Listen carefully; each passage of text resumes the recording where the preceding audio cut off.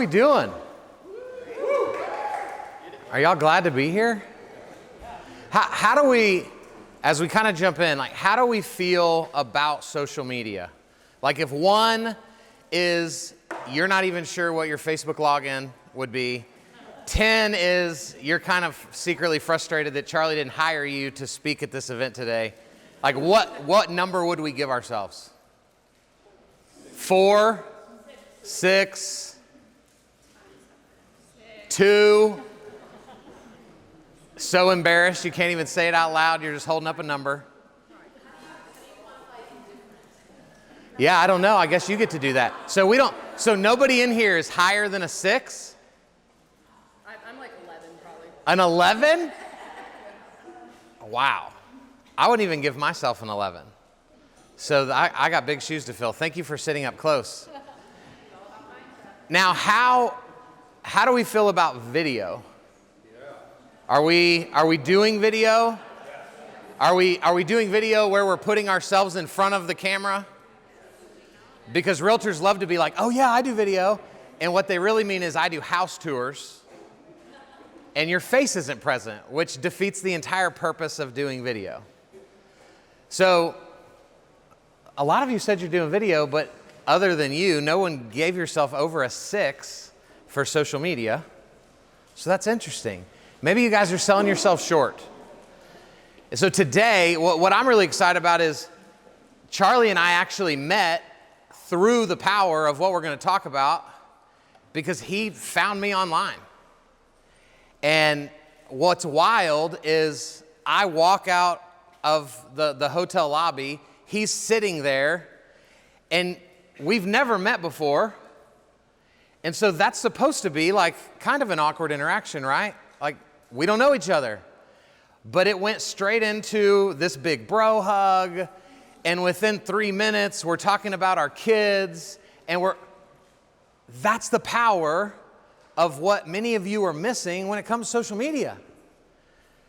Because we'd been connected, he was able to already know kind of who I am as a person. I was able to already know who he is as a person. And so it's unbelievable what happens when we allow video to be the forefront of what we do in our business. And so as we jump in, I know you guys don't care about me. You just hope that I give you something of value today, or at least you got a free lunch and a beer out of this whole thing. But I am from Texas, and I am a former pastor. Did I get a woo for Texas? Come on, man. I'm a former pastor, turned roofer, and then I started a company building websites for real estate agents. And then now I travel the country speaking to you guys and trying to beg and plea and convince you of the power of video. And so what I want to do with us today is I've combined my 2 favorite talks. So we're going to start with mindset, because so many people in all the places that I go, you just have questions about like, well, how do I get more leads from Facebook? How do I get more followers on TikTok? And for most of you, and I don't mean this harshly, your mindset is completely screwed up for the way you look at social media. So if I just throw tips into that already screwed up mindset of yours, it won't benefit you, it will hurt you, because you will try to use those tips to take advantage of people. And then you'll wonder why all your friends ignore you in Target and at the games, because you're a walking billboard that's annoying the crap out of everybody. That's what we want to try to avoid. And then after we fix our mindset, we're going to talk about the 5 videos that you guys should be making right now, and then 5 practical ways to use those videos to be top of mind to the people you want to be top of mind with. Fair enough? Are y'all ready? If y'all have questions, just shout them out and we'll talk about them, or I'll tell you I'm not going to talk about it. I'm the boss. Are we having problems? Oh, see, video matters. Do we need to get this bag out of here? Yeah, let's go. Thank you, sir. Here we go. Hopefully this works. Are we working? Hey-o. Already not working. That's a great start, you know? Hold on. Let me fix this. That would be a great time for a giveaway. How about that? Yeah, come on. Here we go. All right. Let's pretend like we planned this. Did everybody put in a business card? Everybody got a business card in here? This giveaway is a Reed, what is it? Ba-dum-bum. Looks good on the beach. Ba-dum-bum.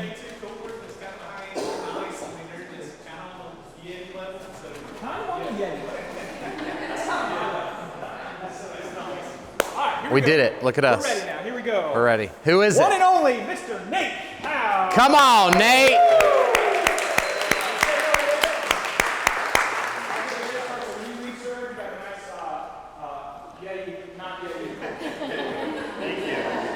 That was brilliant. That was a brilliant transition. Thank you. All right, so here's where we got to start with this very real phrase that I call social proof. Now, more than ever before, we trust the opinions of strangers more than we trust our closest friends. And if we don't believe this, think about what you did the last time a friend of yours was like, oh my gosh, have you been to that new restaurant downtown? It's unbelievable. What do? We Google it. I don't just grab my wife and go, hey honey, the Smith said this place is the bomb, let's go. No, we Google it.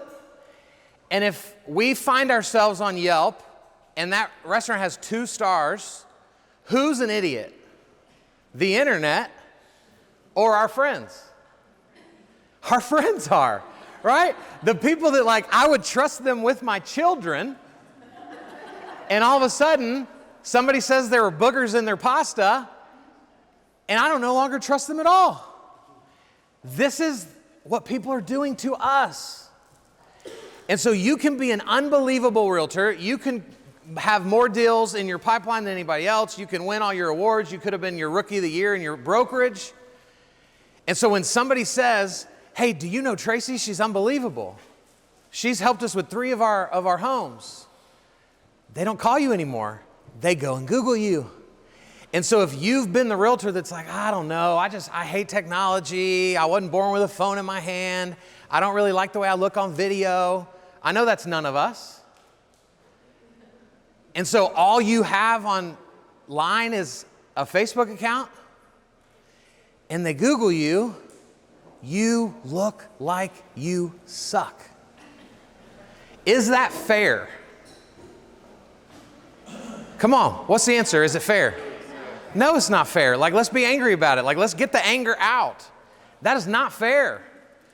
I'm amazing at my job. I shouldn't have to jump through hoops online for people. But just because it's not fair doesn't mean it's not true. And so I talk to realtors all over this country that just want to sit around and talk about but that's not fair. Man, I did 50 transactions last year. But on your business Facebook page, you have 1 review. Perception is reality. And so this is why this is so important. I would let go of the premise, I'm doing social media to get leads. How do I get more leads from social media? I would let go of that question. And instead, I would reconsider, what am I doing on social media to not lose opportunity tomorrow? It changes everything. When I stop asking, what's in it for me today? And I start asking, how do I protect my value tomorrow? My content completely changes. I no longer have to show up and be like, hey, Kyle Draper, blah, blah, real estate. Who's that video about? Me. And what is my goal of that video? To sell you something. Who do we introduce ourselves to? Hopefully not everyone. Well, maybe everyone once, right? But now that I know all of you guys, hopefully if I see you again and you're like, oh my gosh, Kyle, you're back. And you try to hug me and I'm like, hey, Kyle Draper. Does that make you feel good? That I don't remember you? That's what we're doing to all of our people. When at the beginning of your videos, you start by introducing yourselves. What's above our name, above our videos? Every time we post a video? Your name. Can your name ever leave that? If I share your video, does your name go with it? If 100 people share your video, does your name go with it? And so are we now kind of going, that's interesting. I'm not going to introduce myself anymore. But your brokerages are telling you to do this stuff. And so my goal for the time we have together is to really help you understand that you serve a people industry. And if you're not careful, the more transactions you pile up, you will become transactional in the way you treat this industry. And what you see is transaction 84, for those people, that's the most pivotal moment in their life, right? That is the altering moment where maybe, unlike any generation in their family, they get to actually buy a house. But to you, it's just the next transaction. So we got to rethink the way that we do social media. And my hope today is that I can kind of take us to what I would call social media church for a little bit and get a little bit deeper than just, you should post 1 time a day and you should message 8 people and you should, y'all already know all that crap. So can we go deeper? Right? Do y'all give me permission? And even if you didn't, I was going to go there anyway. So thank you for saying yes. Let's see. There was something that he called the character ethic. And so as you looked at people were truly bought into, the better I become as a person, the better my life goes for me. If I work on myself, I'm going to become a better dad. I'm going to be a better husband to my wife. I'm going to be a better speaker, a better communicator, a better business owner. My life gets better as I work on myself. But he talks about how something shifted in the 1920s. And I don't know if y'all knew this, Facebook didn't exist then. So this is pre-social, pre-internet, right? They still had like carrier pigeons and stuff. And something happened in the 1920s where salespeople started recognizing, oh my gosh, working on myself is so hard. I'm just going to figure out like what you need me to be, and I'll be that for you. And then whatever you need me to be, then I'll be that for you. And whatever you need me to be, then I'll be that for you. And so that's why all of us, you might have a group of friends that you cuss like a sailor around. And then you might have another group of friends that you don't cuss around. And then you've got your church friends, but then you've got your Georgia Bulldog friends, and that's like a whole different level.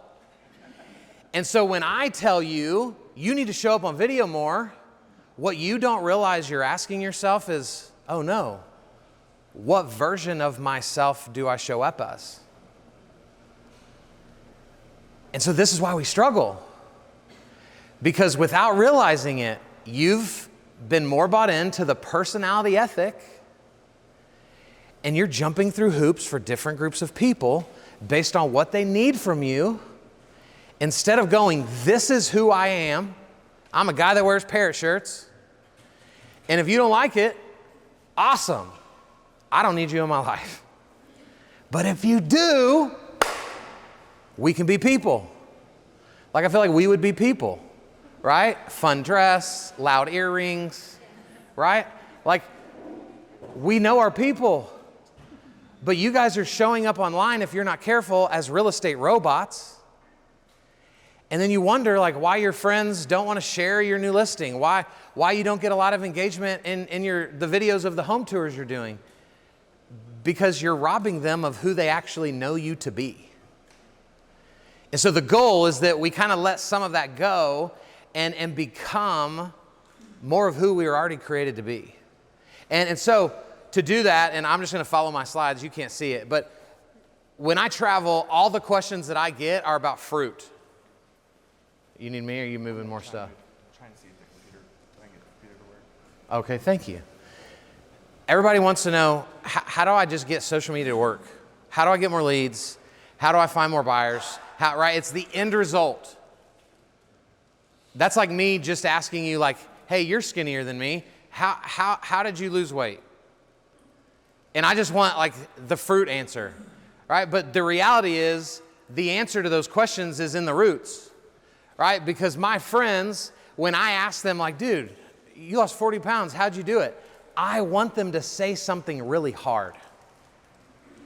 Because the harder it is, the more excuses I get to have as to why I haven't done it. But you know what they say? Oh, you eat Big Macs and I don't eat Big Macs, and you sit on a couch and I walk on a treadmill. That can't be it. That can't be it, because now I feel bad. This is what this is all about. This isn't rocket science. We sat around and hung out this morning. The only way to win at this is to be the most consistent. Not to be the best, but to just decide today, I'm going to dig my roots into this. I'm going to start doing more video content. I'm going to feel stupid. Those of you doing video, do we feel stupid when we're doing video? Does anybody watch themselves on video and be like, yes, you are a treat, right? Does anybody think that? I've never thought that. I've never seen my videos and been like, man, Lana is a lucky lady. Right? When I see my videos, I'm like, dear Lord, please keep whatever blinders you have on my wife's face. We're all like this. This is why we can laugh about it. But do we understand, like, our friends already know how young we are, how old we are, how established in this industry you are. And so the only person we're fooling by not being more present online is who? Is ourselves. And so this is what I want us to be rethinking. And y'all aren't going to get it to work. I'm just telling you right now. It's working. Oh, it is. Just kidding. I'm a liar. Look at us. There's just a lag. All right, cool. Look at us go. Dude, you're not just a video guy. You're so much more than that. All right, so if it's still going to work, what I want to give you are 5 things that I want us to rethink. And if the slides actually work, then you'll see them up there. So I'm going to give us 5 things, and I'm going to give you 5 quotes to go with these 5 things. And if y'all want my slides, there'll be a QR code at the end that may or may not be available to you on the screen behind me that you may or may not be able to scan to get the slides. So we'll figure it out if you want them. But the first thing I want us to rethink is that we have to stop performing. We have to stop performing. Last year, when my speaking career like really started to take off, I remember getting my biggest event to date, and though I don't dress up, I was like, well, I got to go buy a sports coat, and I need to, tuck my shirt in, and I remember watching video back from that event, going, who is that guy? That's not me. That's a version of me that I've convinced myself I need to be in order to please this industry. And so at the end of watching all that content, I was like, screw this. I'm going to be me, and people will either receive it or they won't. And because I choose abundance over scarcity, I believe that there are plenty of people that will receive me as I am versus people that won't. And guys, the moment I made that decision, my speaking career skyrocketed because I instantly got better at everything I did because I no longer had to jump through hoops for people that probably weren't going to like me anyway. And so what I want us to consider is, how many people do you truly think you need to know to be as successful as you want to be in real estate? Like, throw out some numbers. 100. Any? 500? No-ish. Yeah, like they know your name. Like if you saw them out and about, you would recognize each other. 1,000. Okay, great. So let's just play in this sandbox. Think about this. Why, when you said 100, you said 500, you said 1,000, I, as the expert of social media, would actually say, I think you only need about 50. Why, when y'all are willing to say this out loud, why are you trying to get to 10,000 followers on Instagram when you just admitted you need 100 people? Why are you needing 10,000 views on a video? Why are you buying these programs that are telling you how easy it is to get new followers when you just said you can be as successful as you want to be with 100 people? You know what our problem is? It's ego. Our problem is ego. Because it's way cooler when I can go, yeah, guys, I'm a big deal. I have 300,000 followers on Instagram. Wow, you're amazing. I don't have that. Wow, you're amazing. It's ego. When how many people does it take to buy a house? That depends. Sometimes you got one But at a minimum, right? One person. So can't we do videos that get 10 views? And can't one of those people be the person that reaches out to you and go, hey, I've been watching your stuff for a while, and we're thinking about selling our house. We got to let ego get out of this. We've got to stop performing, because what I found is the people I end up trying to impress are the people I like the least. Right? Like it's the jerks that we're like, oh, okay, I guess I got to, be different. Because my people love me for me. And so we've got to change this. And the quote that I have for you guys, is it working? Yep. You're probably going to have to do this every 4 minutes. But it is going faster now, so whatever you did, bro. Look at this. Oscar Wilde says, be yourself. Everyone else is already taken. I love that quote. It gives me so much permission to just go about life the way I want. Last night, on the way to the airport, I stopped by Walmart and bought a sweatsuit that had the same color top and the same color bottoms. And my wife was not with me. That's why I bought it. And I text her a selfie from the airport. And she's like, that's what you're wearing? In front of other people? It was the greatest experience of my life at the airport. I felt so comfortable. I was so relaxed. I woke up so peppy this morning. And I give credit completely to the jumpsuit that cost $50 at Walmart. We got to be ourselves. 6 weeks ago, and you guys can look this up if you want, I received a DM through Instagram, a direct message, from a buddy of mine who's a lender in Wisconsin. He was on a beach trip with his wife, and so he DMs me a video without a shirt on. And so I watch his video, and I have a sick, twisted mind. And so my thought was, what if I take my shirt off while I'm in my office and record a video back to him, because that would be hilarious, right? Like he would be so caught off guard by that. And so I did it. To this day, he hasn't responded, okay?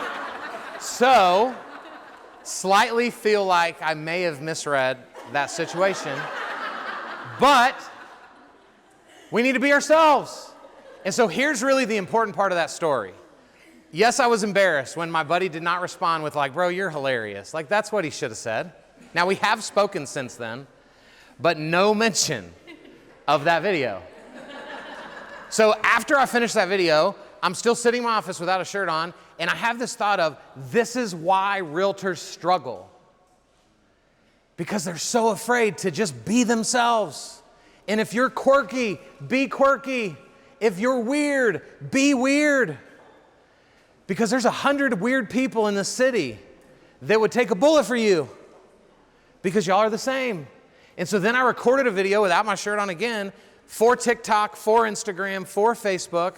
My wife almost divorced me. We're good now. I just had to promise that I was no longer allowed to do cabaret in front of the camera for anybody. And guys, I was in Oklahoma speaking a couple weeks ago. People literally walked up to me and they're like, bro, you gonna take your shirt off today? And I'm like, for 8 years, I've poured my blood, sweat, and tears into good content, and that's what I get. I'm the shirt off guy or the parrot guy, right? Not like, that dude's brilliant. That's not what people say. And so what I'm learning is people can tell when we're being ourselves, which also means people can tell when we're forcing it. And so if you're silly, if you have a fun personality, next time you do a home tour, trip up the stairs to show the upstairs. And you do it on purpose, but you know what's going to happen? Your friends will actually share that video because that's what gets shared, not the perfect home tour. And your friends will go, that's what I love about Tara. She's a klutz. We've been hanging out for 20 years and I've watched her fall down at least a dozen times. Guys, this is what our industry's missing. What happened that convinced us that to be a realtor, you have to walk around with a stick up your butt? Like, that's what our industry basically teaches. We got to be this consummate professional. But that's not what people want. Because think about this. Those of us that are doing video already, what quality are we trying to achieve by doing multiple takes of a video? Perfection. Agree? Do we agree? Perfection. What'd you say? Just accurate information. Accurate. Okay, so that would be a subcategory, right? But for most of us, we would say, I'm trying to be perfect. I want my hair to be in place. I want to say accurate information. I don't want a kid running through the background, right? Like, we're trying to nail the perfect video if we're not careful. What quality do we really dislike in other people? Shut the heck up. So the quality we hope to achieve in our videos is also the quality we dislike in other people? It's like, think about that. Some of my most viewed videos are videos where my wife runs through the background in her yoga pants and I'm like, honey, your butt is in my video.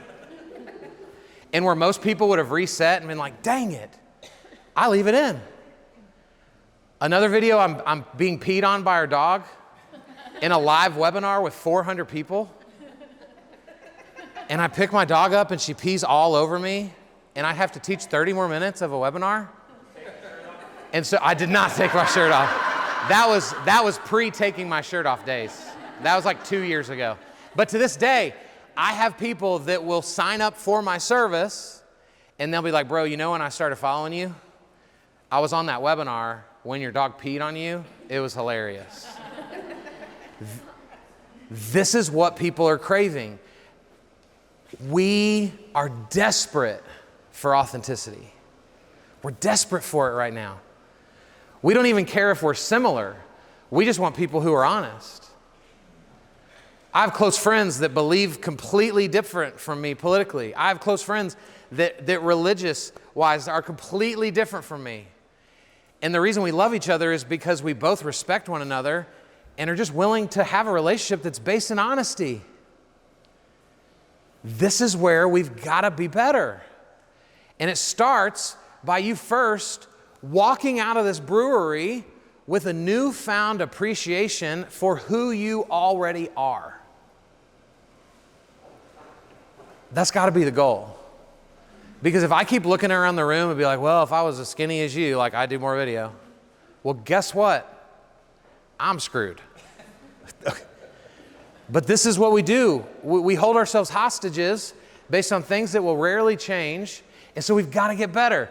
The second thing we have to do, let's go. We did it. We got to love people.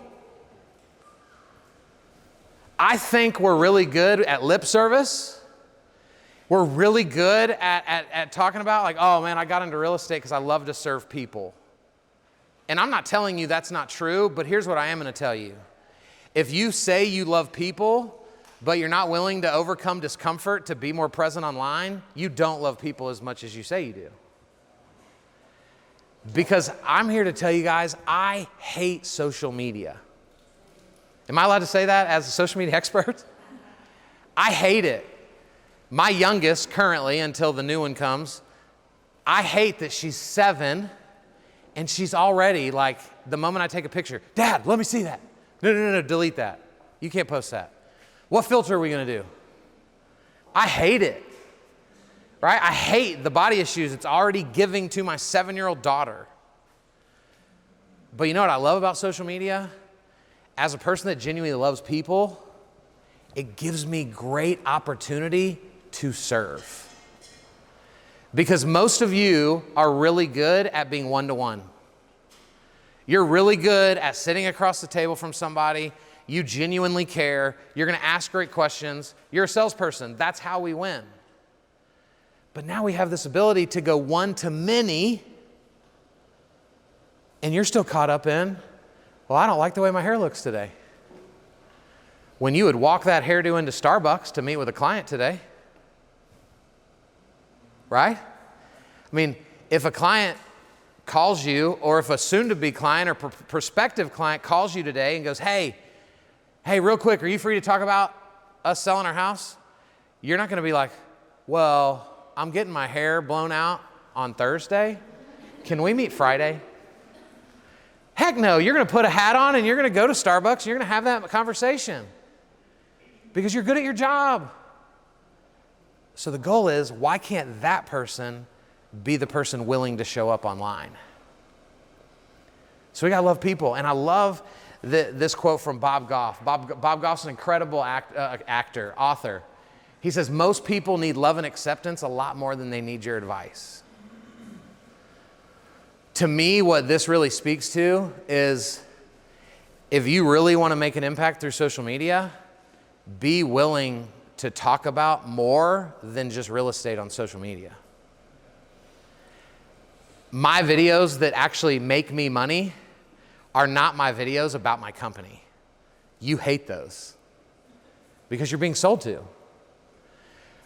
But when I do a video about Jesus, when I do a video about leadership, when I do a video about parenting, people already know what I do. A video of value is put in front of them and they're like, oh yeah, Kyle, he came to Athens. I've been meaning to talk to him. And I get opportunities. It's loving people. And this is how we design a business full of people that will take bullets for us. I don't have to ask for business anymore. Every week I get invited to speak in another city around this country. And none of them are like, so how much do you cost? And like, where have you spoke before? And like, don't you hate being interrogated? When you want to just be like, dang it, woman. Dang it, bro. I'm amazing. Quit asking me those questions. But we get interrogated. Why? Because there's not enough social proof of you out there to validate how great you are. This is why this matters. And this is the power of this. The third thing is be curious, not judgmental. This is a Walt Whitman quote, but my favorite way that this quote is used is on a show called Ted Lasso. We have any Ted Lasso fans in the house? I've watched it 4 times. It's unbelievable. And those of you that have wooed and raised your hand and smiled back at me when we said Ted Lasso, you'll remember this scene where he is in a pub. Were you throwing darts just now?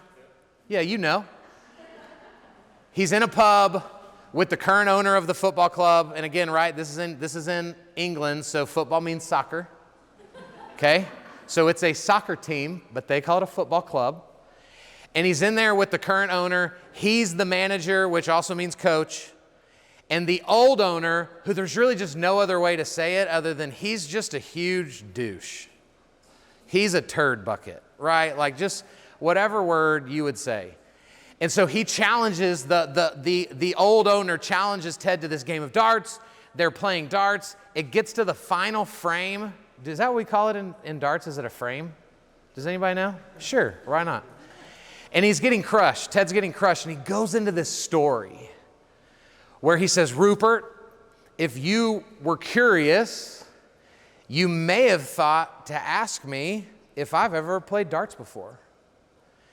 And I would have told you that every Friday night I played darts with my dad before he passed away until I was 16 years old. And he throws a triple 20.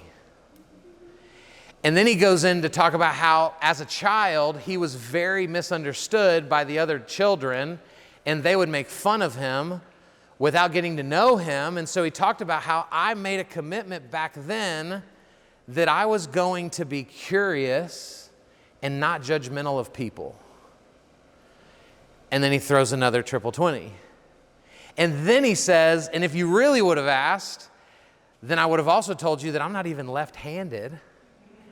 And he switches the dart to his right hand and throws a bullseye to win. I get goosebumps every time I tell a story, and I tell the story everywhere I talk. So you'd think it would grow normal by now, but it's so powerful to me. Because how often do we spend our time judging other people only to find out, oh wow, you're actually cooler than I thought you'd be. But here's the biggest problem. If you want to do more content, but you judge people harshly, you will not do video because you will assume that they will do to you what you are doing to them. Because we assume that we will be treated the way we treat. And so why could me as this big old chunky dude take my shirt off on a video? Because I don't walk around judging people. I don't walk around going, whoop, probably not gonna like her. Ugh, you're probably not good at real estate. I don't do it. And so I never even think, almost to my detriment, I wonder what people are gonna think about if I do this video.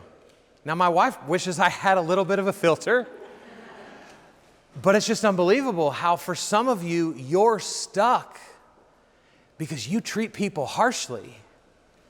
Therefore, you assume that they're going to return the favor. And if you will decide, I'm going to be curious and less judgmental, you will give yourself instant freedom to showing up online more. Also, is making videos hard? Is it hard? It's not hard at all for you? Then I need to learn your skills because it's hard for me and I've done thousands, right? And maybe I just need to get skinnier. Maybe my problem is I've just been the big guy in every video I've ever done.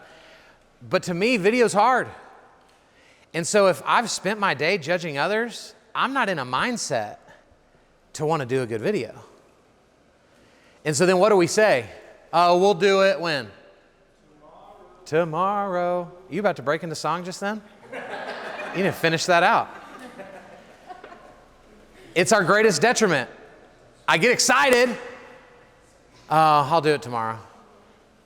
So my tip to you, you want to do video at an extremely high level, the moment you feel it, do it.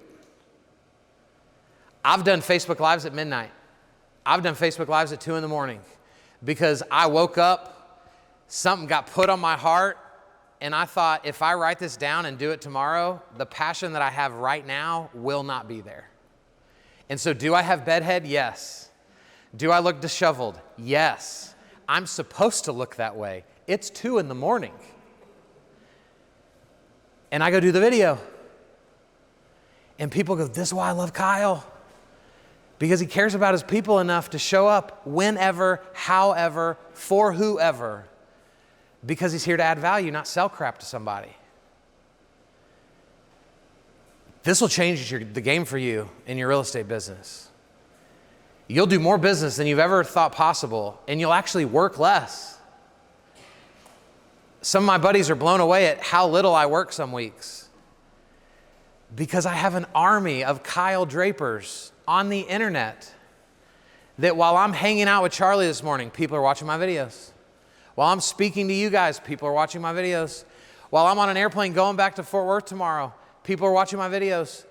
And so every day I'm coming back to an email, a DM, a text message of somebody going, so-and-so said you were awesome. How do we work together? It's unbelievable. Wouldn't we love that in our business? Especially as the shift is happening. Is anybody nervous? You should be, right? I was at a marriage seminar one time where the pastor said, you want to cheat on your wife? Convince yourself that it's not possible for you. And that shook me to my core. Just walking around as a guy, I'm the best Christian out there. Like I would never do. And it shook me to my core to be like, dude, you are so arrogant to think that you're better. And so if you're not nervous right now, if you don't have that nervous energy that's causing you to be in this room today, that's causing you to reconsider, to rethink some of the things you're doing in your business, you may be one of the ones that's not here at the end of next year. And so this is the perfect time for this to be your greatest priority. And I love this. And I give myself credit for saying this. So Charlie, like, if you're like, bro, I think Oprah said that. Like, call me out in front of everyone because I do not want to falsify information. But think about that sometimes we are on the receiving end of what someone else deserved. We don't know who walked in here today that like you fought with your spouse on the phone before you walked in this room. And you put on a good face. And you might already had 4 beers already to kind of cool the nerves. But the reality is like you're struggling. And so you could be a jerk to somebody later today. And they're going to be like, what did I do? You didn't do anything. You just were on the receiving end of what someone else deserved. And so if you change your perspective of how you see people, quit looking to be offended, and give people the benefit of the doubt, it would change the game for you. So we got to rethink this. The next thing we have to do is, guys, we have to accept our issues. We all have different issues. We all have issues. Those of us that win are not the ones that get rid of our issues the fastest. It's the ones that overcome ourselves in spite of the issues. I used to try to hide that I used to be a pastor when I got into this industry. Because I got into this industry and was like, wow, I'm hearing way more F words than I used to hear at church. And now what I've realized is it's the same people. They just don't say the F word at church, right? But we've got to accept our issues. Like if we're being honest, and I used to be a pastor and technically still am in my heart, like who loves the F word? Come on, right? Like now I don't say it, but here's what I love to coach. If you love that word in real life, but that word never comes out of your mouth on video, you are being a false version of yourself. And this is what I believe, and we can disagree, and that's great, and we can argue about it later, and you'll lose, but we can, right? I'm happy to do that. But I have a problem, and here's the other problem. If you cuss in real life, but you don't cuss in your videos, and so your videos attract new opportunities, but when you get around those new opportunities, you start acting as a different version of yourself than you portrayed on the videos, that doesn't bode well for you. Does anybody know who Gary Vee is? Gary Vee, his name's Gary Vaynerchuk. On social media, he's Gary VEE. And he has broke the mold on all things business because no one makes more money keynoting than him. And he's going to do it with a beanie on, and he's going to say the F word 100 times. And he's getting paid almost $1 million to talk for an hour. You know why people love Gary Vee? Because he is who he is. He's unapologetically himself. I don't like how much he cusses, but he's a brilliant human. And shame on me if I can't overcome his language to learn from what he's great at. We got to be ourselves. And again, you can still choose to not cuss in your videos if you cuss in real life, but I just challenge you to search your heart. Because if it's not appropriate to cuss on your videos, why is it appropriate to cuss in real life? We need to start rethinking some things. And I love this statement. Want to relate to people or want to relate to nobody? Attempt to be perfect. I did a video years ago, and I don't recommend, like, don't eat a big Mexican lunch and then do a video. Evil things will happen in your body. And so I'm doing a video, and I don't know if y'all have ever had like this like out of nowhere burp that like it gave you no warning. And so while your mouth was open saying a syllable, it just torpedoes out of your body. And so I am mid-sentence and I'm just talking and guys, I think I had 50 comments on that video that's like, bro, you are hilarious. like that is hilarious. I can't believe it, because this was a live video on Facebook back in the day. I think the things that were like, that's unprofessional. Now, again, I'm not burping on purpose, and I'm not going to burp while I'm talking today, hopefully, because I had oatmeal before we got here, and not cheese enchiladas with chili con carne on it, right? Because I appreciate you guys. But people love it. People just want to know we're real. And my favorite thing now that's said about me, when I was young, I wanted people to be like, bro, you are so brilliant. Thank you. Right? Nobody's ever said that to me. But now what people tell me is they go, dude, you know what I love about you the most? Is I've been seeing your videos and now I'm seeing you in person and you're the same. And then after we're done, we're gonna drink beers together and I'm gonna be the same. And if you ever come to Dallas and you DM me and I take you to my favorite Mexican food place, I'm going to be the same. And that's now my favorite compliment is, dude, I love you because you are always Kyle. In front of 20, in front of 1,000, you're Kyle. Guys, that's the goal. And especially in a place like Athens that isn't Dallas-Fort Worth, if you can just become known as the realist realtor, now don't brand yourself that because that feels weird, right? That's like when I have to be like, Tracy, I'm so humble. Like you have no idea how humble I am, right? Like so that doesn't really work, right? But if you would just be the realest person, like I would ask you guys, if in the last 6 months you haven't told somebody no, that's asked about buying a house, and after y'all have a conversation, in your honesty, you're like, hey, I don't think y'all are ready. I think you should wait a few months. If you haven't told someone no, I think you need to reconsider how much you think you love people versus how much you serve yourself. Because I tell more people no to my service than I say yes to. Because there's just people that aren't ready. And so you got to ask yourself that, right? That's why I'm saying it's rethink everything. We've got to reconsider. And then the last thing, before we jump into the tactical part, is guys, we've got to start actually listening. Is it still working? Yeah. Look at that. Bro, you need to be here early next time, like as early as we got here, so we don't have any issues. Here's what's interesting to me.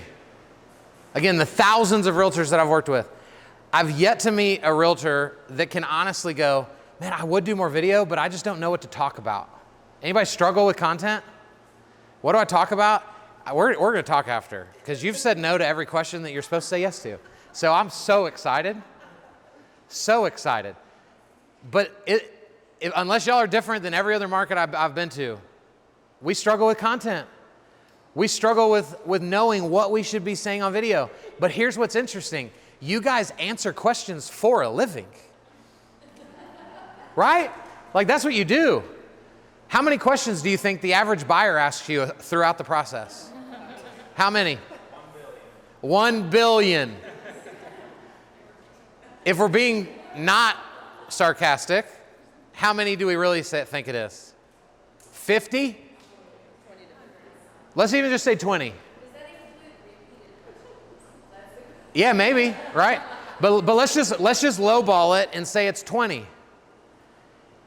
Here's why I know that many of you don't actually listen, is because you're being asked these questions over and over and over again, yet you still go, what do I talk about? I don't know. Maybe the answers to the questions that you're already being asked every day. But here's our problem if we're not careful. Y'all remember double dutch in elementary school, right? I was always this guy. I'm not a great jumper, right? God didn't gift me with jumping abilities, but I'm great at this. I can do this all day. But if you were the jumper, you were like this the whole time. Now, is it now? And this is how we treat conversations with people. If I'm not careful, I'll be like, oh, Tracy, tell me about yourself. Oh, yeah. And I'm just waiting for you to shut up so that I can tell you what I know you need because I'm the expert. Is this real life? Are we all guilty of this? And so this is why we struggle with content, because we're not actually listening.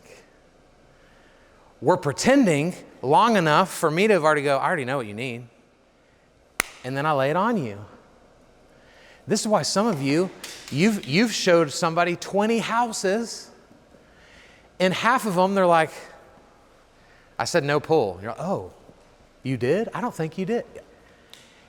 You're not listening. And so I want to give you guys, real quick, 4 ways to never run out of content. I don't have a slide for this, so you're going to have to write this down if you want it. And if you don't want to be better, then don't write it down, and it'll be obvious to everyone that's not writing that you suck. No, I'm just kidding. But here's the 4 things. The first 2 are questions. The first question is this: what do I get asked the most about real estate? Make a list of every question you can think that you've ever been asked. Good questions, dumb questions, long-winded questions, simple questions, every single one. Because I believe that if someone's ever asked it, there's other people that are thinking it. And so as many as you can. I would even, if you've got buddies, I would go, hey, what does your list look like? You know, y'all are all answering the same questions, and mine are gonna be different from yours because we're different, right? And so this isn't rocket science. And then the second question of the 4 different things is, what are you surprised that people don't already know? So when you're in conversation and you say earnest money and they go, hey, what is that?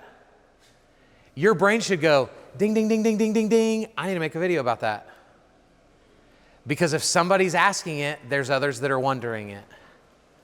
So what are you surprised that people don't already know?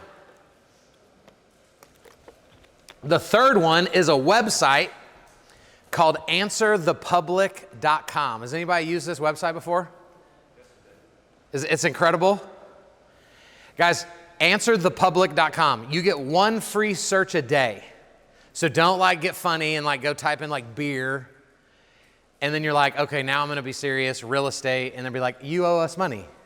So 1 free search a day. And here's what's so amazing about answerthepublic.com. It takes the phrase you search and it puts what, where, how, when, why in front of it. It's looking for every single way Google has ever been searched with the phrase real estate.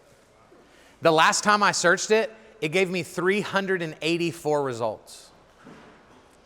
It's unbelievable. So answerthepublic.com. It's the coolest website. And then the last thing is this. Go to YouTube, type in the phrase real estate, go click on some different realtors channels and just look at what they're titling their videos. Don't watch them, because I don't want you to watch someone better than you and now you've got issues. I don't want you to watch someone worse than you and now you think you're God's gift to real estate, right? Just go let the titles cause you to get creative. Because you'll read a title and be like, oh my gosh, I didn't even think about that. And so now, with those 4 things, I've solved every basic issue you'll ever have for content. The rest is up to you. Because I can't tell you you're beautiful enough times to convince you of it. You've got to believe it. And so we no longer can be like, well, I just don't know what to talk about, so I don't do video. It's over. Now we got to do the hard work. And it starts by actually listening. And I love what Dr. Laurie Buchanan says. Think about this. Think about the power of this. When we listen, we hear someone into existence. We hear someone into existence. In my almost 10 years as a youth pastor, I dealt with kid after kid that had nicer cars than me, that lived in bigger houses than I did, that had more money already at 14 than I did as a 27-year-old pastor. And you know what they would sit in my office and cry about? That they just wish their parents would listen. And you know what happened to all those kids? They turned into us. We just want people to care. We just want to walk into a room and feel like somebody is genuinely glad that we're there. And so here's a simple fix for some of you guys. If you let your phone be on the table when you're meeting with people, you're telling them that they are on the back burner to whatever that phone does. Every time. And so there's been times where, my wife's pregnant. So in a few months, when I'm having meetings, I'm going to have to go, hey, bro, Charlie, usually I would put my phone away because I value you, but my wife could go into labor today. And so I'm going to leave my phone out. And because I don't want you to think, dude, he's checking his phone every 10 minutes. He didn't care. So that's a very simple fix. The other fix is every meeting you ever have moving forward, pull out a notebook, pull out a pen or a tablet, whatever, and then tell them, hey, Tracy, just so you know, you're going to say incredible things today that I value, and so I want to make sure I write it all down. And so that's what this pad and pen is for. And people will go, wow, you're different. You're different. I met with 3 other realtors already, and all 3 of them were checking their phone while we were talking. My own daughter, she'll walk up to me and be like, Dad, I'm right here. Hey. She's 7 years old. We got to actually listen.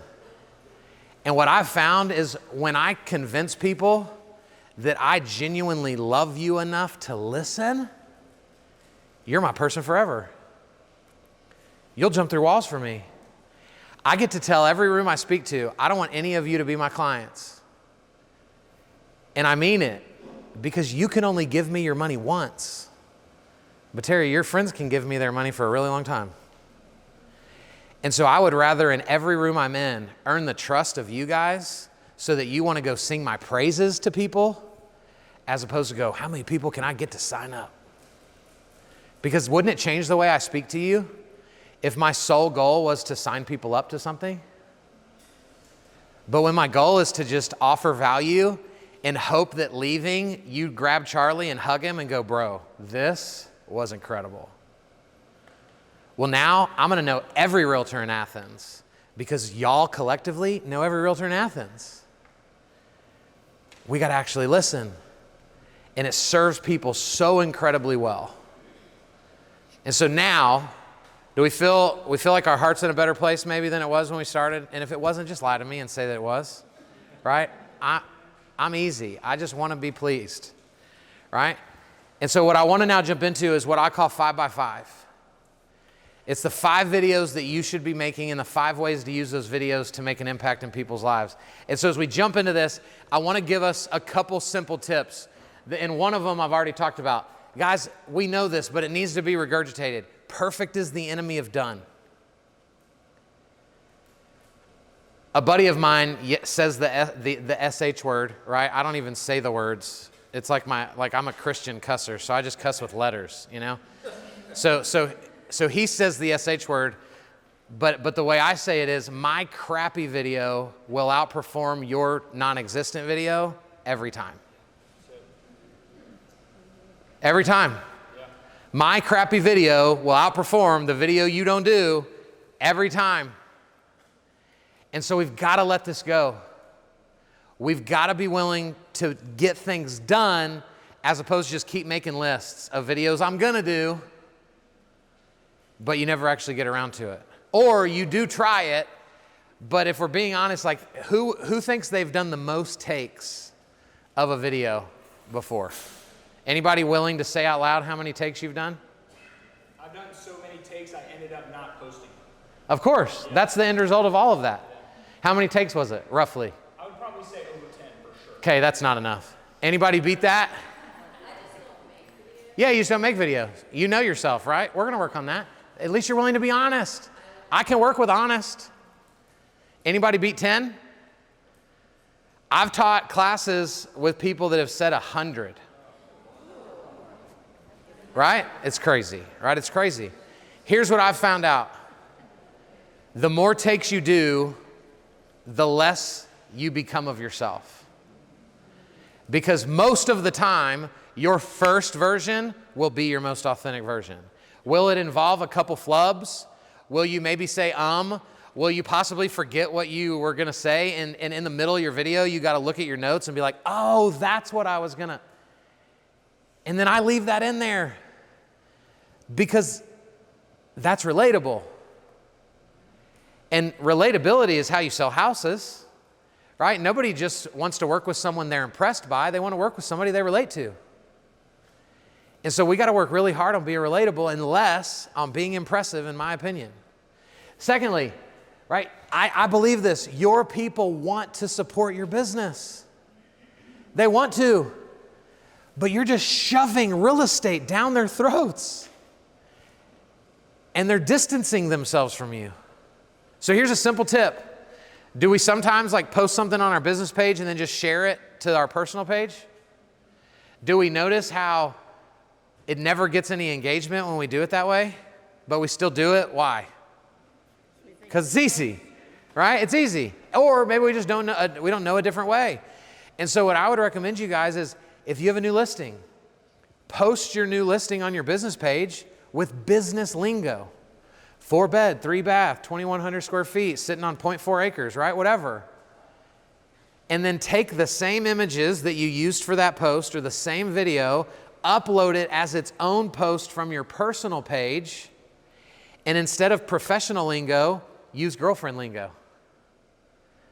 So the way that you would tell your girlfriend about this house that you think is perfect for her family, that's the way I want you to communicate from your personal page. Now, your friends see their friend and not the professional version of their friend.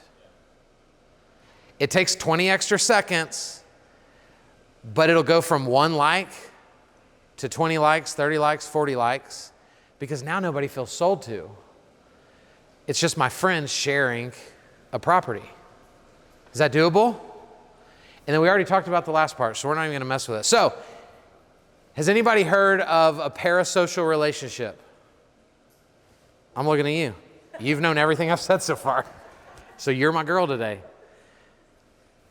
Yes. Okay, so the reason The Rock is on here is because I have a parasocial relationship with the...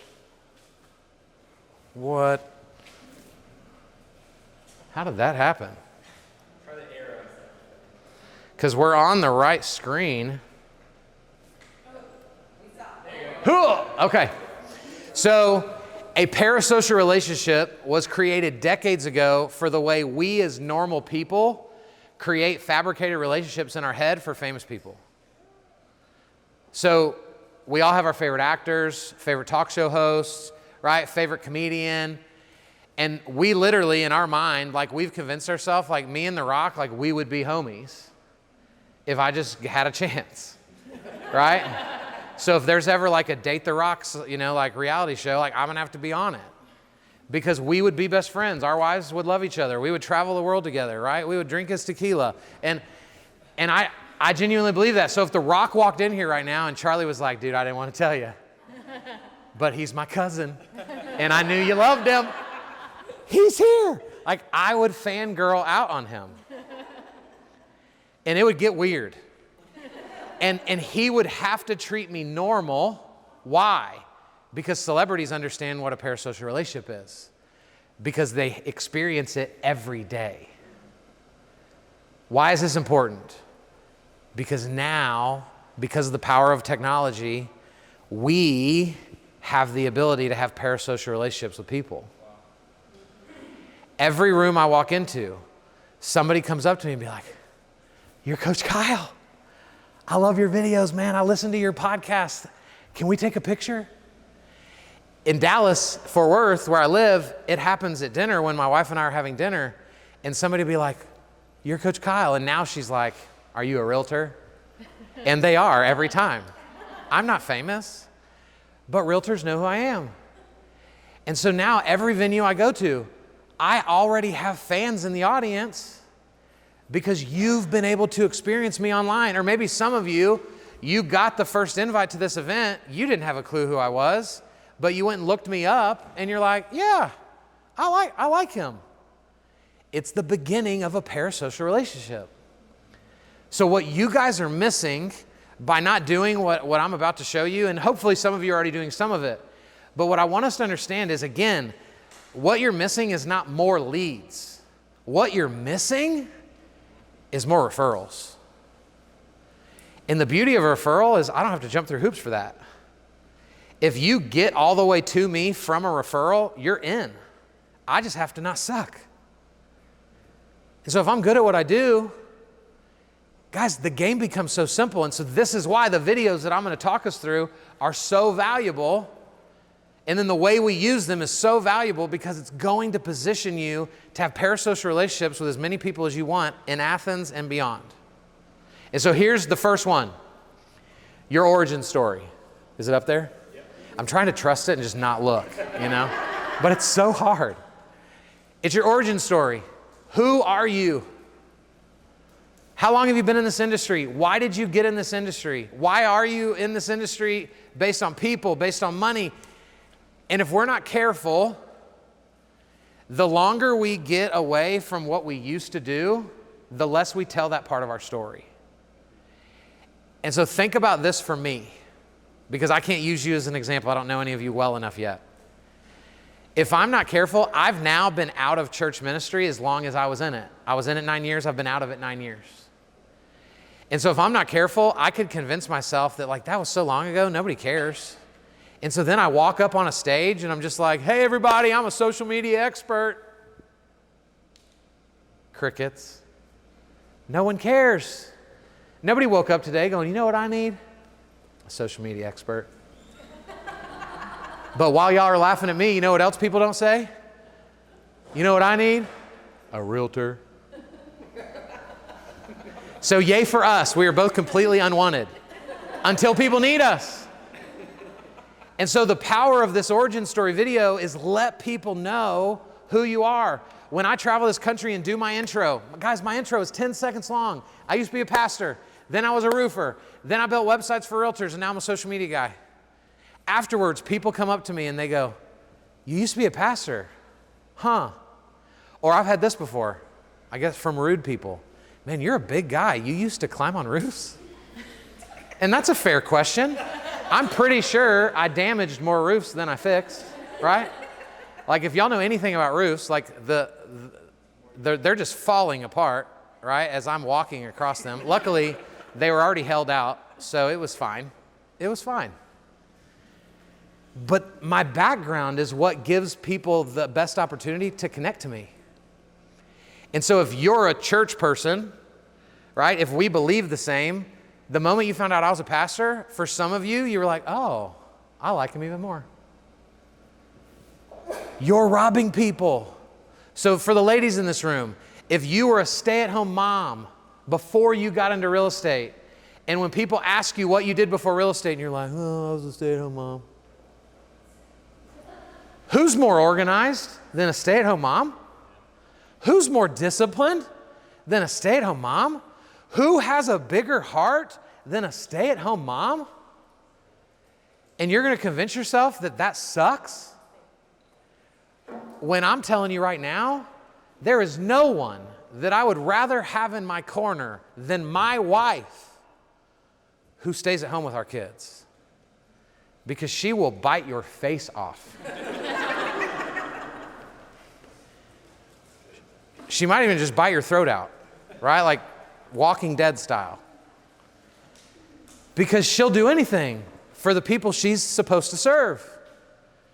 So we've got to bring value to what we did before this so that people can begin to relate to you in a way that's different than just like, hey, I've been a realtor for 9 years and I've closed 150 homes. Who cares? Nobody cares until they know that you care. And so what I would encourage you to do is like create a background in your home, at your office, that kind of tells your story. Like if y'all haven't seen many of my videos, I have all these cubby holes behind me with LED lights that shoot up. And one of my cubbies is Dallas Mavericks, and another cubby is baseball, and another cubby is my favorite books. And a picture or something that my daughter made. And so you can not even be listening to me talk, but you're picking out things in my background that are piecing together my story. And that's what people connect to. That's what we resonate with. And so do that, create this origin story, and then in a minute we're going to talk about like where this is going to live. All right, the second one, yes, it's still working. The YouTube buyer and seller videos. So this is 2 videos. And here's the premise for this. So you already said you don't do video. What's your name again? Yes, Heather? So Heather, you're not going to, and it's fine. But you already told me the truth, so that's okay. We can be friends. But you told me that, so now like it's my life mission that you will be on camera before this day is over. So imagine, so here's the scenario for all of us, Heather. So Heather, today is Thursday. Yeah, it's Thursday. When you travel for a living, days of the week are irrelevant. So Heather, today, you and I talk on the phone, we're friends, and we lock in that on Monday, you're gonna meet with my wife and I about selling our house. Again, who do you not know? My wife. Me and my friend aren't buying a house. Is that legal? I don't even think we're allowed to do that. Okay, so you don't know my wife. You and I are friends, but who really makes the decisions in the Draper house? My wife, right? I wear parrot shirts, come on. So nobody trusts me. Today's Thursday. We're not meeting until Monday. What would you love us to know prior to Monday? And again, this is rhetorical, so I'm not gonna make you do this on the spot. But just all of us think about this. What would you like us to know prior to Monday that you could put in a video that is what we call evergreen? What does evergreen mean? It means it's always usable. So you're not gonna say names in it, you're not gonna say dates in it, you're not gonna say days of the weeks in it. And so now you give me 2 tips. You know, hey, if you're seeing this video, we're meeting in a couple days. Real quick, I know we may not be meeting at your home, but I would love to see your home. So if you could, please have the home ready for us to go see it after we meet. Wouldn't that be a great warning for people that may have been like, oh, you want to see my house today? Ooh. Like my underwear's still on the floor in our bedroom, you know? And then maybe there's another tip that you want to tell us.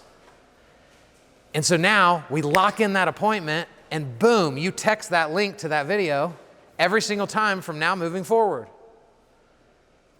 Here's the benefits that this gives us.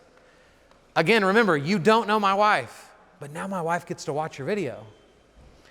And so my wife could watch the video and you're wearing that necklace, and my wife could watch that video and go, I love that necklace. Right? And so like we meet on Monday, and what's the first thing my wife says? Hey, where'd you get that necklace that you were wearing in that video? Is that a greater connection than if y'all have to walk in and my wife's like, oh, hey, nice to meet you?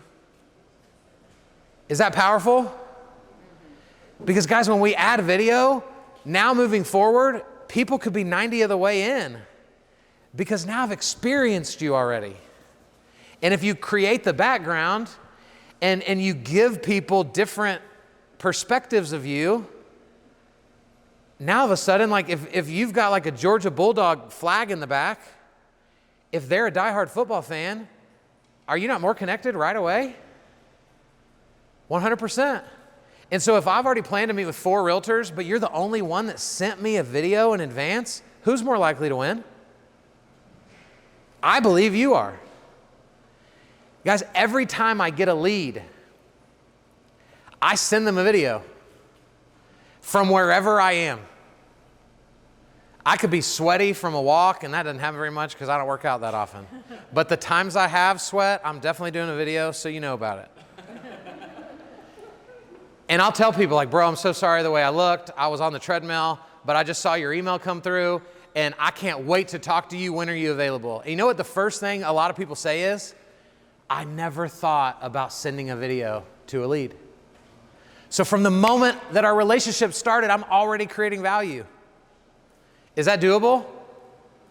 Is that powerful? We're going to create one for buyers. And then guys, if you have assistants, the moment you lock in that appointment, your assistant texts that video. And it works over and over and over again. And for the ladies, because I think guys, we just don't really care, like you change your hairdo a year from now, redo the video. And now you've got a new version of it, same premise, and it's powerful when we do it. Can we do the first 2 types of videos? Are they doable? Thank you for the 4 of you that are in agreement with me. The next type of video is regurgitate what you're learning. So here at the very basic, guys, we are in sales. So if you don't value personal development, you're going backwards. So we should always be reading or listening to podcasts or watching YouTube videos, doing something to challenge our minds, further our abilities. And so my favorite type of video has simply become, as I learn, I teach. I don't wait to be the expert, because who really wants to be friends with the person that thinks they're the expert of everything?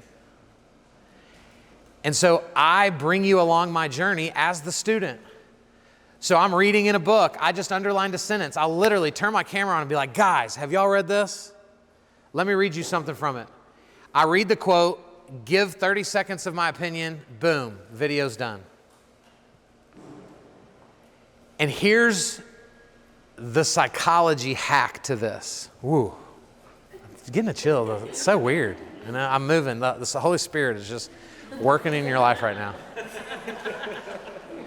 We might have, an altar call at the end, Like, I will lay my video hands on you and we will put, the Holy Spirit of social media in your life.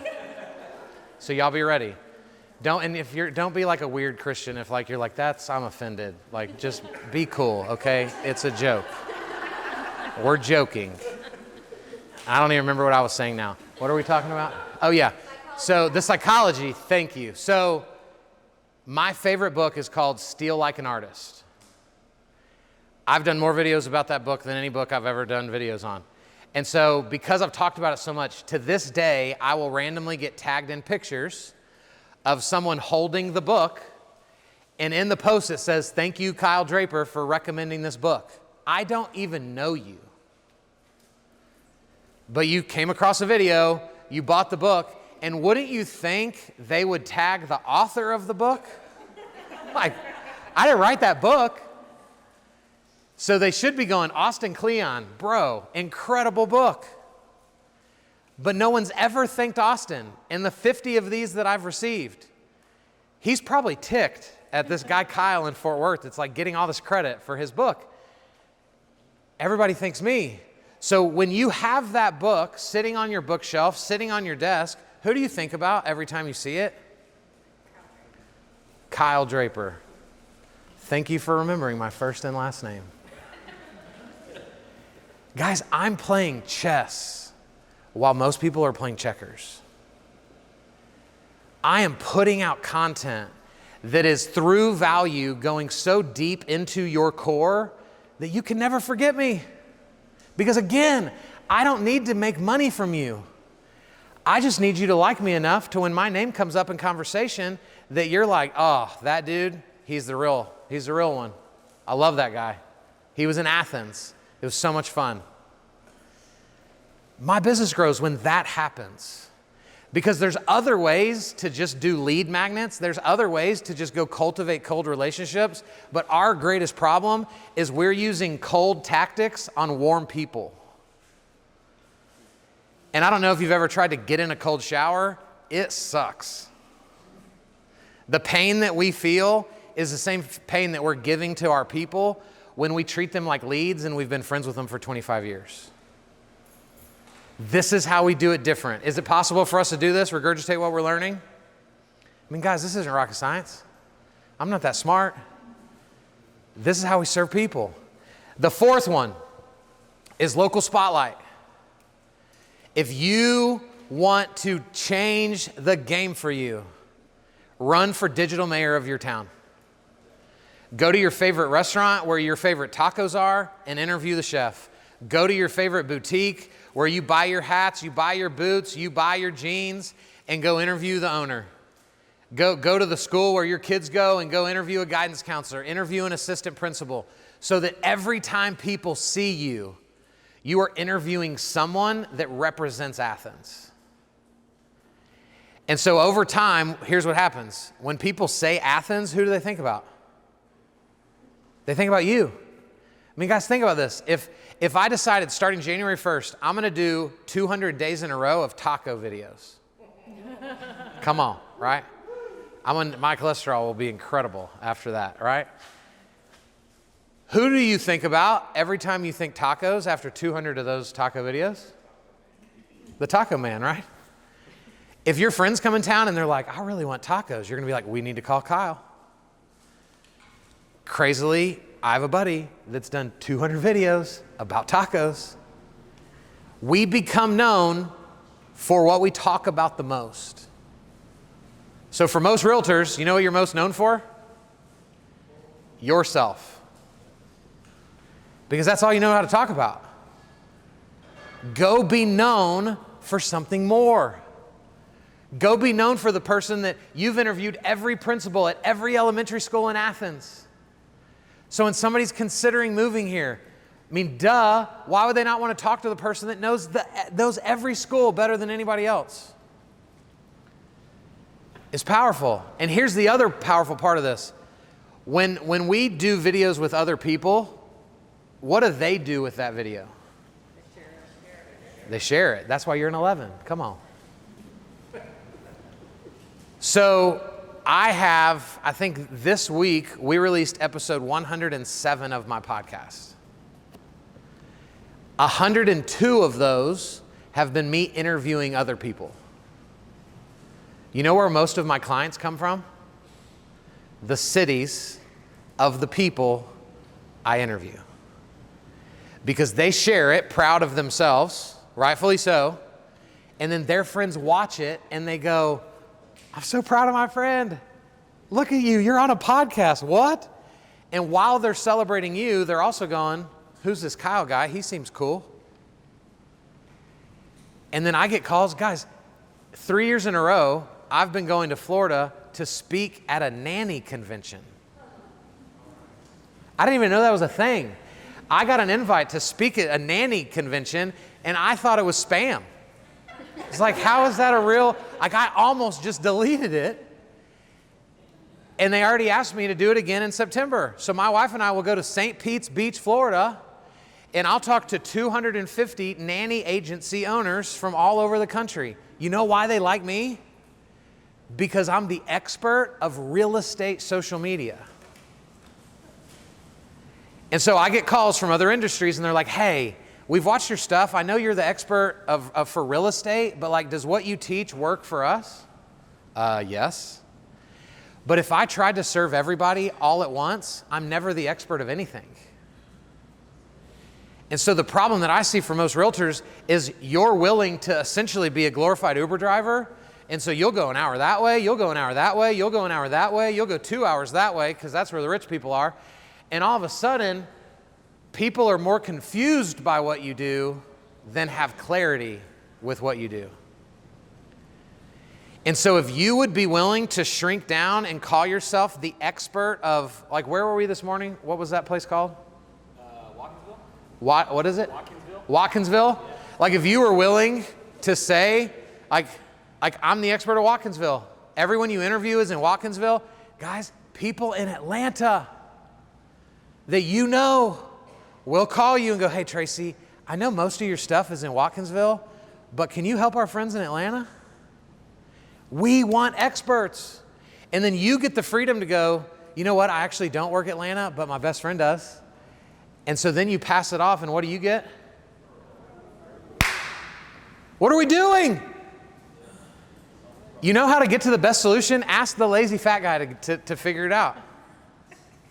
Guys, you could be making $100,000 a month. $100,000 a month, that'd be awesome. We could get there. We could get there. I have a program to get you there. I'm just kidding. Guys, part of your business plan is you could say that I make about $100,000 a year just from passing off referrals. Because I'm so visible in this area that I get questions all the time about other areas, and I've partnered with other areas, and I just give it away. You know what else you could do? Instead of doing a boring market update of which no one's ever cared about, what if you partnered with realtors all over the country? And so you call a realtor in Fort Worth, Texas, and you say, hey, I found you through Coach Kyle. He was just in Athens, and I saw you are Facebook friends. I'd love to jump on video with you next week, and like, what if we did a market update together where we kind of asked each other questions about what you're seeing in Georgia and what we're seeing in Texas? If every month you decided to partner with a new realtor from around the country, do you know how many referral opportunities you're ultimately going to get over the course of doing that consistently? And if you do this really well, you could decide, I want to know a realtor in the continental 48. That's my goal.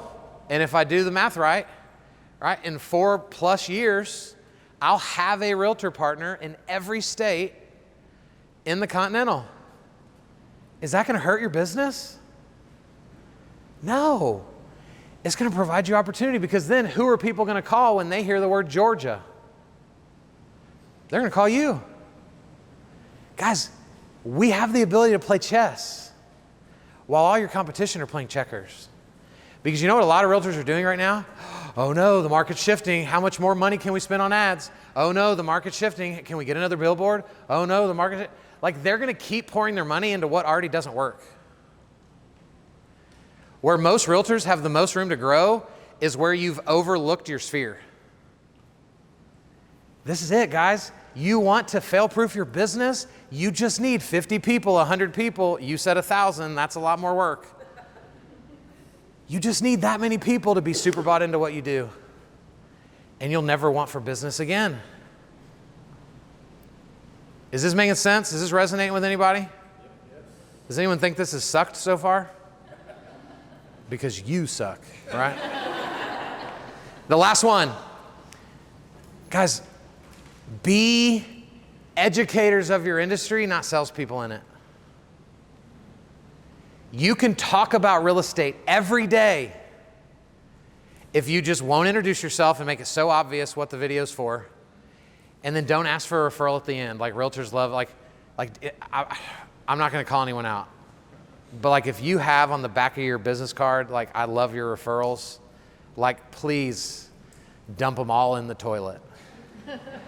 I've yet to meet a realtor that's like, I just pass out my business card and it says referrals on the back and I get tons of them. I mean, good night. Like, how narcissistic are we? It's unbelievable. We just pass out things that literally ask strangers for referrals.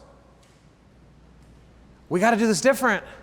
And so if you will become known as the realtor that you just show up giving it away.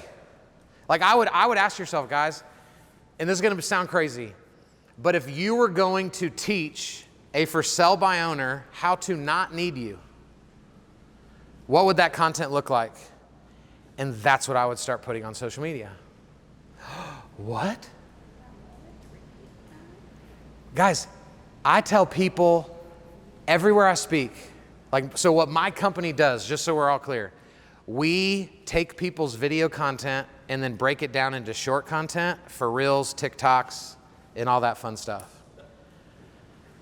I also coach classes on our process for how we do it. I will sit down with you and show you every app we use, everything we do, how we trim, how we look for the right parts. Literally, I will give you the keys to the kingdom. Why? Because most of you will never do it.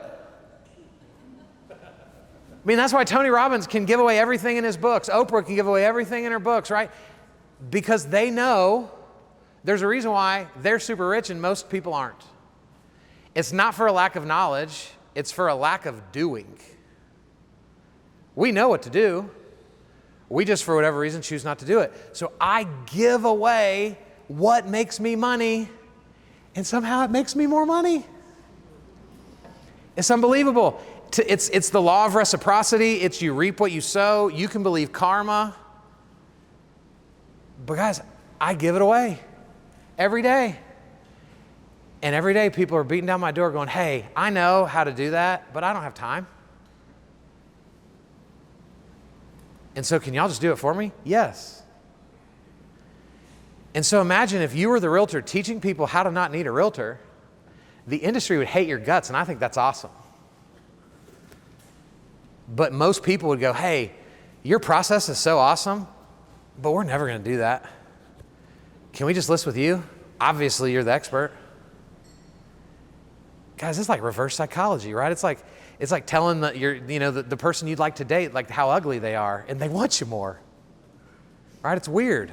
This happened to our daughter at school, and my wife is like wants to murder some 7-year-old boys. This is how we roll. And so if you will do this, you could literally do a video a day on social media about real estate, and no one would ever be like, ugh, there she is again. Because you're not asking for business. You're creating value. And then anybody that would be annoyed by you, they're not your people anyway. Like, I would rather know right now what percentage of this room is for me and just care about you guys than try to convince myself that I need to impress everybody. My life's better. So are all these videos that we've talked about doable? Yes. Thank you. And if they're not doable, guess what? You just have a little extra work to do, and we can hold your hand and get you there. Okay? So, as we wrap this up, I want to jump into the 5 ways we're going to use these videos. The first is we're going to go on offense and drive people to YouTube. Who doesn't have YouTube because you just don't know what to do with it? Or who has YouTube but does nothing with it? Right? Nobody knows what to do with YouTube. Like, we don't know how to tag right. We don't know how to do the show notes. And so what I've learned is if we will pull back and just go, what do we do with books after we buy them? Where do we put them? On a bookshelf. Hopefully we read them first. Sometimes that's not true. And so if I'm going to start doing video, I want YouTube to become your digital bookshelf. It is going to be where you just start housing all your videos. Do you know how to do YouTube thumbnails? Do you know how to tag? Do you know how to do, who cares? You can learn all that as you go. What you can't afford, guys, is in the world we live in now, if somebody Googles you and you don't have a YouTube channel, you're missing out, because what's at the top of every Google search? YouTube videos. Who owns YouTube? Google. Have we heard of Google? Right? The largest search engine in the world owns the second largest search engine in the world, which is YouTube. Did you guys know this? 50% of 75-year-olds and up use YouTube weekly. So this isn't a young people thing. My grandpa's 87 and uses YouTube all the time. So it's crazy. So we're going to start housing videos here. So your origin story's there. Your buyer-seller videos are there. So now we're not waiting for people to come to YouTube. We're using those links to get them to YouTube. Is anybody doing YouTube Shorts? Guys, YouTube Shorts came out a few months ago. It's YouTube's attempt to do Reels and TikToks. My subscriber base has tripled since I started using YouTube Shorts. It's unbelievable. So we're going to drive people there. The second thing we're going to do is now, because we're going to have legit content, we're going to send out weekly emails. You're going to pick your favorite video and you're going to actually send it out to your database.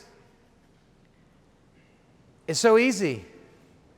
Pick a platform. MailChimp is easy. It's free if you don't have a database already. And here's why you need a database. What if Facebook falls off the earth today? Or deletes you, right? Like, there's all these things about TikTok and who owns it, and so if all of our eggs are in the social media basket, we have no ownership over our people. So regularly I'm putting stuff out there. You'll see it at the end of this today, where I'm like, hey, want to get on my email list? It's not because I don't also want you to follow me on Instagram, but I don't control that. That narrative can change like that. Right? And so this is why this is so valuable. Guys, when I did the video, and now Neil's in the back and he's not going to understand the context of this, and so I'm nervous, right? But when I did the video without a shirt on, that was my most opened email ever. Because you know what the headline said? I took my shirt off in a video, ? Had like an 80% open rate. Why? Because that's real life. But if you're just sending out emails that are like, check out the new listings of the week. Nobody gives two craps about that. I mean, isn't it interesting? In real estate, we've decided the greatest way to market is to give someone more of what they no longer need. That's what y'all do. What's your strategy? Oh, well, after they do a transaction with me, like I put them on my email database, and then what do you send them? Houses? Interesting. So I don't need another one for 5 years. But that's your goal. That's your hook. What are we doing? Right? So this is so much better. Then the third thing, and I wish, maybe we'll figure out how to do this again in the future, because we could do a 2-hour workshop just on short video. But guys, we've got to be playing in the short vertical video pool. 60 seconds and less, Reels or TikTok or YouTube Shorts. Reels are both for Facebook and Instagram. And here's why we have to play here. Because right this second, this is the darling of social media. 8 years ago, the darling of social media was Facebook Live. Now nobody cares about Facebook Live anymore. Next year, we may not even care about Reels anymore. And so what we just have to decide is that we're going to be willing to adapt. Whatever new platform comes out, whatever new idea comes out, I'm willing to be a first adopter. Right now, this is it. This is the difference in doing a normal video and 50 people see it and doing a reel and 10,000 see it. Same video, but it's weighted in the algorithm differently. And so we've got to play here. This is why what my company does is so important. Again, you can use a million companies to help you do it. But this is why it's so important. Because this is where the party's at. The last two things and we're done. We got to show up in people's direct messages. Who's been in sales over 20 years? Anybody? A few of us? A few of you? I have not been in sales. I guess I sold Jesus to teenagers, so that counts, right? I was pimping Jesus to teenagers for a while. So who would have ever thought that there would come a day where we can be in sales and we don't need a phone number, email address, or address to communicate with people? There are over 1 billion people using Messenger alone through Facebook that you can be directly in their inbox without having any personal content from them. I've connected to CEOs of companies because I called them, nobody would let me in. I emailed, nobody let me in. You DM people, their assistant's not watching that. The gatekeeper's not paying attention to LinkedIn Messenger. The assistant's not paying attention to their DMs on Instagram. And so I'll pop in through a DM with a video, and I might be funny, and I'm sure I'm embarrassed of things I could have said on video, just trying to be relatable. And it's put me in front of really powerful people that shouldn't know who I am, but now they do because I used direct message. I would be doing this every single day. Every day. And maybe during Q&A, I'll give you my best tip for this. For like the moment we meet, at what point do I send them an email about this or text them about that? And then when do I tell them about this? And then how do I tell them we're closing? What does that process look like? And overwhelm your process with all things video. Because I would argue this, if you call people to tell them they're closing on their home, which makes sense, right? You know who always gets secondhand information every time you call? The rest of the family. So Heather, we come back to our fake conversation from earlier. If you and I know each other, but you don't know my wife, and you call me every point in the transaction, and then I just get to go home and be like, hey, here's what Heather said. And my wife's like, what else did she say? And I'm like, I don't remember. Like, you're missing opportunity for my wife to love you. And she's around way more local people than me. And so I would even encourage you, instead of calling that final time to announce the closing date, I'd get on video and be like, Draper family, Harrison, Everly, y'all are moving into a new house. Because now what do I get to do? I get to take that video home and play it for my family. And now they are beginning to create a parasocial relationship with you, which helps your business grow. Guys, this is the power of video. The power of this isn't, you want more leads? The power of this is you are robbing the people who already love you from seeing you more often. And without that proximity, you will not get the consistency you want in your business. You will not get consistent referrals because you're just not showing up enough. And so as we wrap this up, I want to put this slide up here. So, and look, it's actually, it works. If you want these slides, let me move out of the way. If you want these slides, you can fill out the form attached to this QR code. It'll also ask you to rate me as a speaker. Be gentle, right? You can request additional topics in the future. You can request to be on my newsletter. There's all sorts of stuff on there. If you don't want to do it, don't do it. That's fine.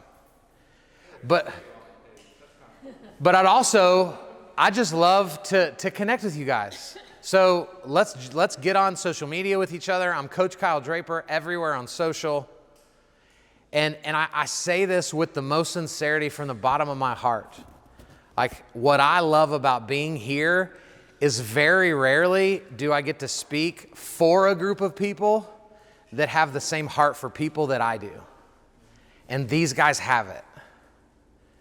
And so if you've enjoyed this and you're not currently allowing Remarkable Mortgage to serve you, like, give them a chance to suck.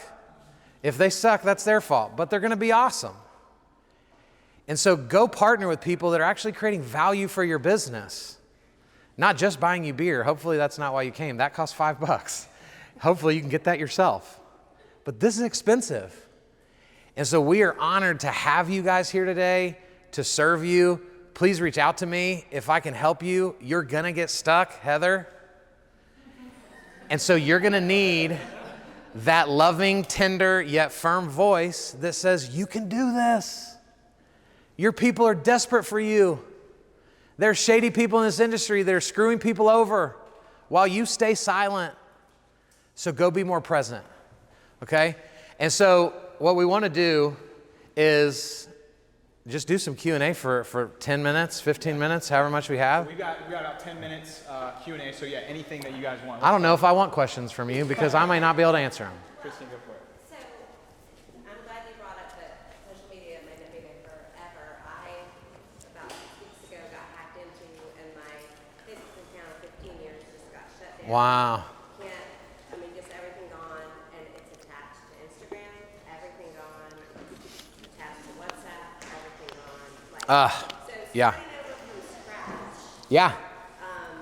is a little overwhelming. And What? Sure. I've also had Facebook shut me down 2 other times, but I've managed it. Okay. 6 weeks. So there's part of me that's like, F no. Yeah, sure. So I'm exploring LinkedIn, Yeah. YouTube, Pinterest.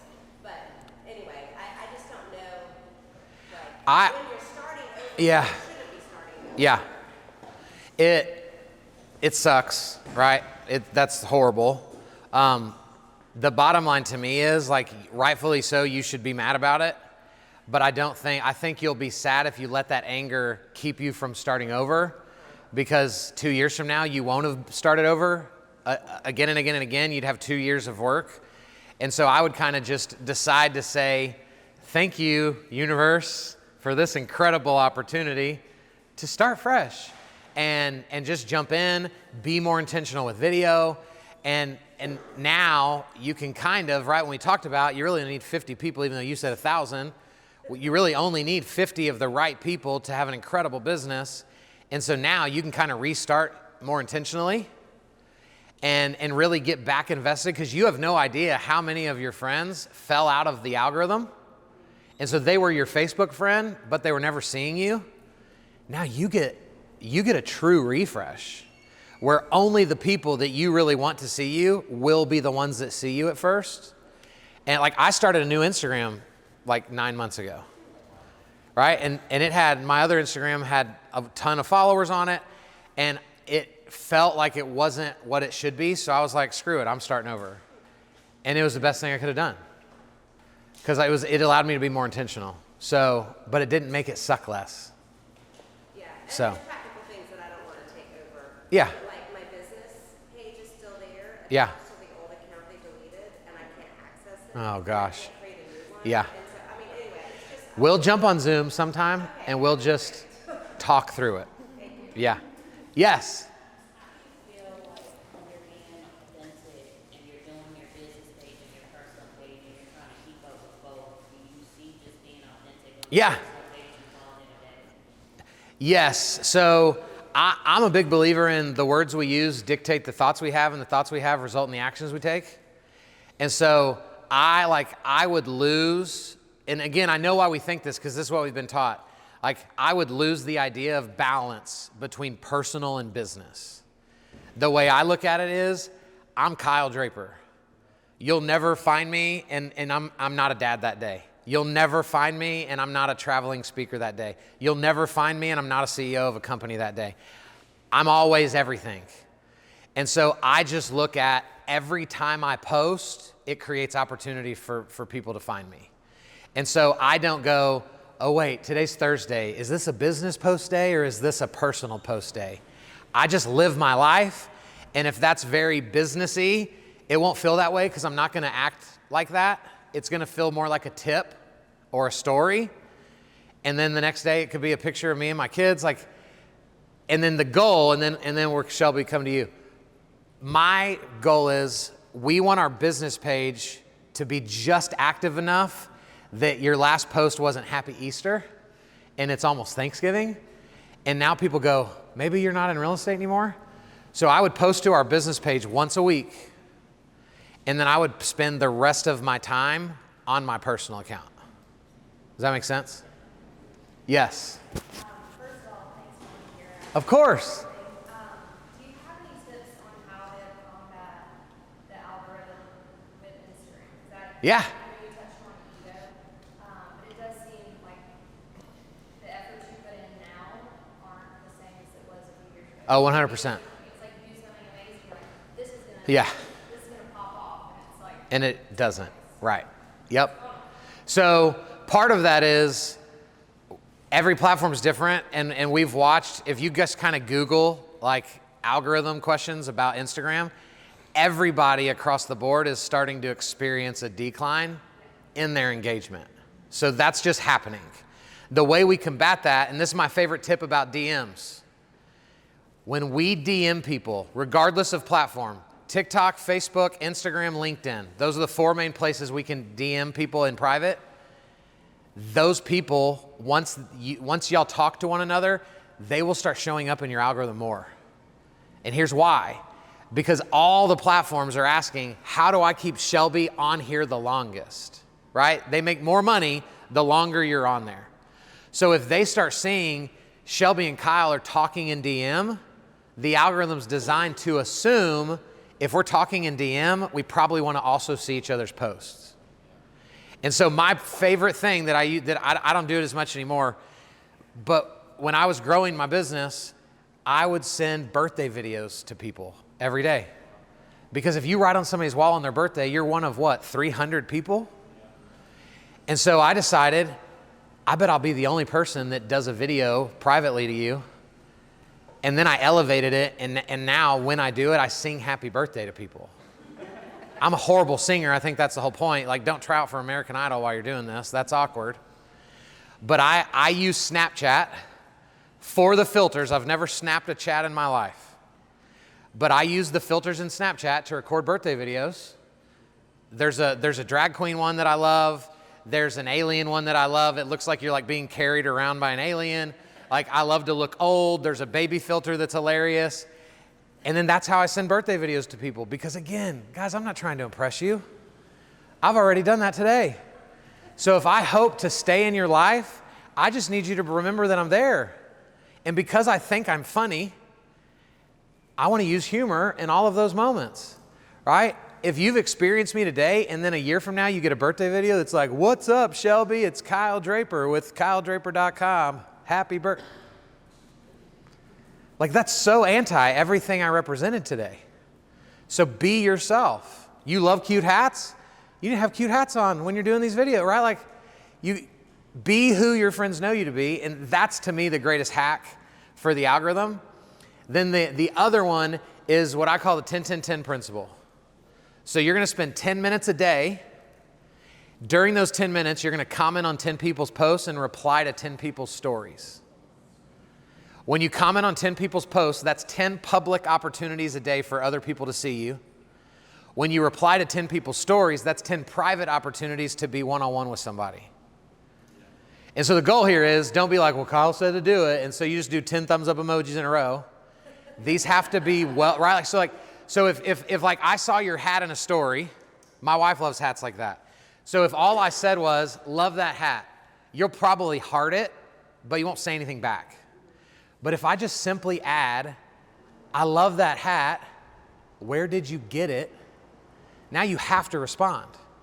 When you respond, Now the algorithm sees us communicating in DM, and you'll now be more likely to see me, and I'll be more likely to see you. So that's the hack, the best hack I know. If there's more out there, I don't know them. And if you find them, please let me know. Okay? Yes? What tips do you have on just like the logistics of it and making like tools and resources and things like so that everything doesn't look like a selfie or you're running around and Yeah. have people that kind of assist you with your videos or like Yeah, so process? I would first tell you to come off of the desire for it to look more professional. Like if you go watch TikTok right now, a lot of the trending videos, like people's faces are like right up in it because that's real life, right? The things that aren't trending are like when they're pulled really far back and it's from the waist up, suit and tie, looking uber professional. Like that's not what trends. And so I'd be willing to be a little bit more informal because guys, if we're willing to be informal, we're giving ourselves more opportunity every day to do video content, right? If you're the person that's like, I hire a film crew once a month, that's exhausting, right? And by your 8th video, your like left eye's twitching and part of your mouth doesn't work anymore because you're exhausted. And so we got to set ourselves up to win. And then my final tip, and then we'll come to you, and that's probably the last question. And then we're just going to hang out, and y'all can come up to me and ask more questions because I'm not going anywhere until tomorrow. But the other thing is, if you guys will get committed to long-form content, long-form content is YouTube-style content, videos that are 4 to 10 minutes. I know some of you are like, ugh, 4 to 10 minutes. Guys, if we sat down, Tracy, if we sat down right now and I started asking you how to buy a house, we could talk for 2 hours. And you'd still have more things to say, right? So if you will position yourself as an educator, I'm gonna sit down in front of a camera, educate for 4 to 10 minutes. That video now goes on a YouTube channel. And then now you take that long video and there's gonna be a 30-second chunk where you were awesome. And then another 41-second chunk where you were awesome. And a 1-3-second chunk where you were awesome. And now all those chunks are Reels, TikToks, YouTube Shorts. And it all came out of the effort of one video. This is how, like I post usually 3 to 4 times a day. The reason I do it and the way I do it is half of my content my team makes from my Zoom classes. I'm gonna get this content. This is gonna turn into like 15 different reels. And so that's how we do this without spending a ton of time on it. Because if you guys would just commit to 4 one-take videos a month, that's an hour of your time a month with setup. And then you can rip all the other content from those 4 videos. So that's how I would do it. As the video man is fist pumping in the back, right? Yes. Okay, thank you. That was awesome. I have 2 questions. Okay. Fast. So we're not introducing ourselves every single video. Or how do you begin your videos, and do you address a singular or a plural audience? Yeah, great question. So I try to be very absolute because it's shocking. There are going to be videos at times that you can introduce yourselves. Like if you're doing a YouTube specific video, you're more likely to be in front of an audience that doesn't know who you are. So that's more okay. But at like Facebook and Instagram, where it's literally 100% your people, I would never introduce yourselves there, right? So in most of my videos, and just go watch some of my videos, I start a lot of videos with like, what's up guys? Because that's what I say. But even now, the data's showing us that we get 1 second to convince you to watch our video on TikTok and 2 to 3 seconds on Instagram. So if I say, what's up guy, whoop, like you've already swiped. So typically what I do, this is how I do it, because again, like we're creatures of habit. I still record my videos saying what's up guys, because that's how I feel comfortable. But then when I edit, I chop the what's up guys out. And I literally edit it to the syllable of the first word. Because that's how long we have to convince you to watch. It feels super weird, right? Because usually we want a little bit of breathing room on both sides. We want to fade in or we want to fade out. We start doing that crap, nobody's watching our stuff. We're so impatient, right? Do you confirm that? Yeah. As the expert of actual video, right? So then the second, what was the second question? Singular or plural? Singular or plural. I do all of it. All right, so here's what's interesting for me. I do all my video content for realtors. 73% of my clients are lenders. And here's why. Again, guys, chess versus checkers. This is at least what I think. It could be wrong. When you feel like someone calls you by name in a video, we put our guard up, right? If I do a video that's like, listen up, moms, you're not like, ooh, what is he gonna say? Like, you're like, okay, bro, why'd you say that? So when I say realtors, you guys put your guard up. You know who doesn't put their guard up? That guy. Because he's like, oh, this is for realtors? Now he's leaned in. And guys, I'm not kidding you. For 2 years, all my content is for realtors. And I have 4-to-1 clients that are lenders over realtors. That's what I believe it is. I think it's the psychology of if I started calling lenders by name, they'd be less likely to work with me. So take that how you want, right? I think you can reverse psychology people. So like do a video where you're like millennials.